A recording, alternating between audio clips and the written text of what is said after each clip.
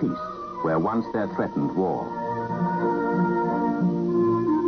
In 1963, he visited many lands.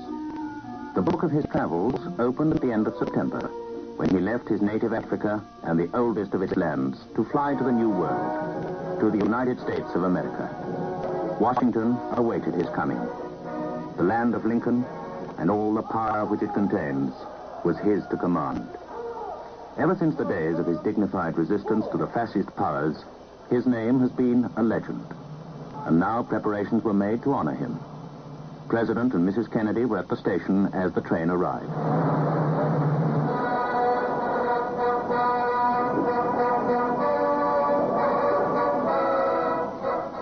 The young president greeted him.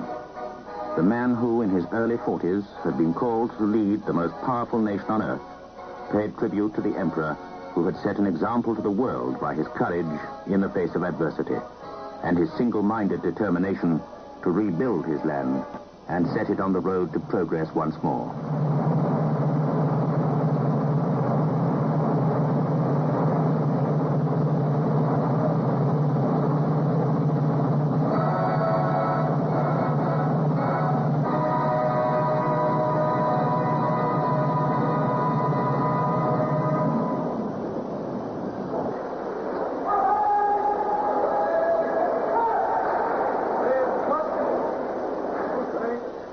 America wanted to greet the emperor, and on behalf of the people, the president welcomed him with these words. Ladies and gentlemen, I know I speak in behalf of all of my fellow Americans in welcoming His Imperial Majesty back to the United States.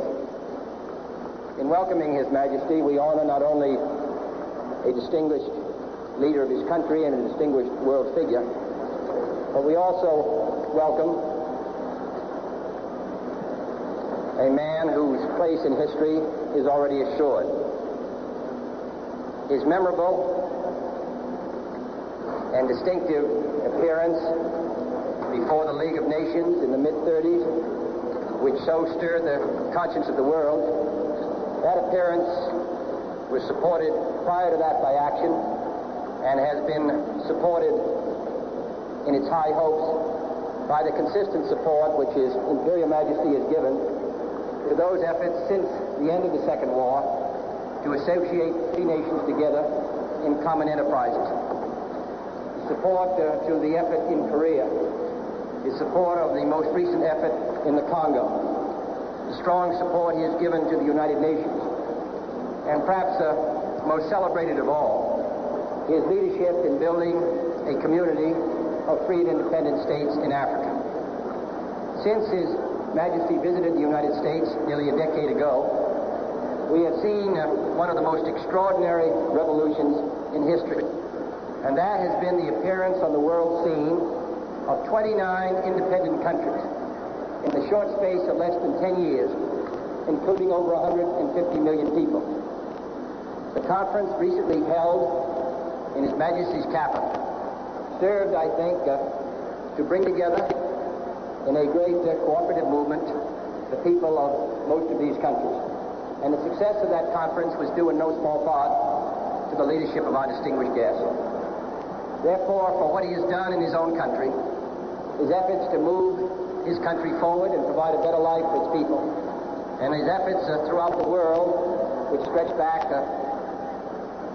over 30 or 40 years, for all of this, Your Majesty, we take the greatest pride in welcoming you here. You do us honor, and I can assure you that there is no guest that we will receive in this country that will give a greater sense of livelier pride and satisfaction to the American people than your presence here today. Your Majesty, you're most welcome.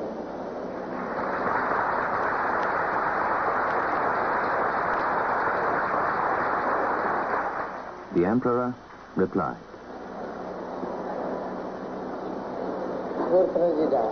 Mr. President, we are touched by your speech.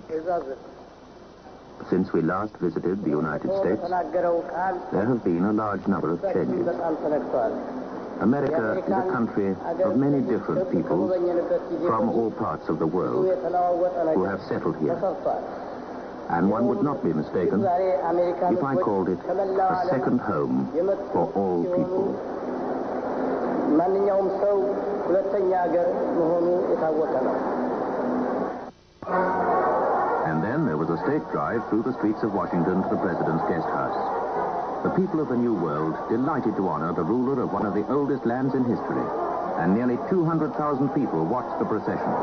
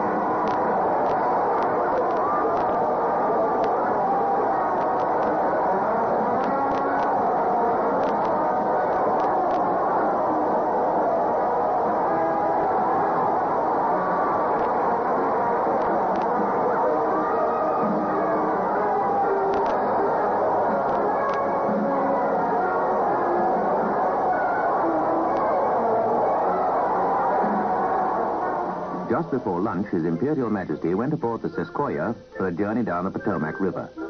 He was accompanied by Attorney General Robert Kennedy and the Chief Justice of the United States, Earl Warren.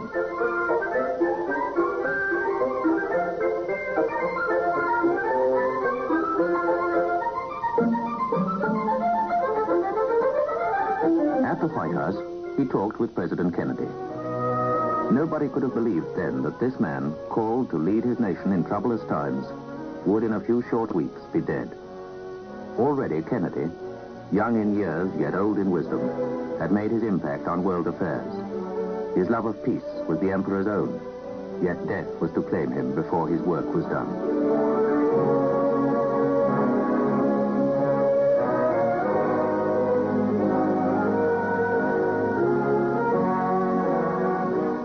That evening, His Imperial Majesty returned to the White House, there to attend a state banquet given in his honor.